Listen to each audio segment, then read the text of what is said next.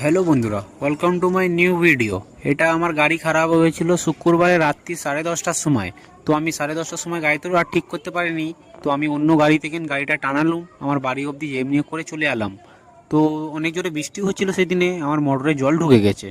তো আমি কি করবো, এবারে কি করব, কেউ নেই আশেপাশে। তাই ভেবে আমি আমার ভাইকে ফোন করলাম। তো আমার ভাইকে বললাম কি, আয় ভাই জলদি, আমার গাড়ি খারাপ হয়ে গেছে, অন্য গাড়িটা নিয়ে আয়। তো আসলো আমার অন্য গাড়িটা নিয়ে, আবার দড়ি বেঁধে নিয়ে আসলাম বাড়ি অবধি, যেমনি হোক করে চলে এলাম।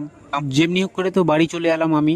এবারে গাড়ি তো সেদিন রাত্রিরে আর কিছু করা যাবে না, খুব জোরে বৃষ্টি হয়েছে, এদিক ওদিক জল জমে রয়েছে, মোটরে জলও ঢুকে গেছে। কি করব আমি, টেনশানে মাথা খারাপ। আবার কালকে দোকানও খুলবে না, কেন কালকে বকরিদ আছে, শনিবারের দিন বকরিদ আছে আমাদের পরব।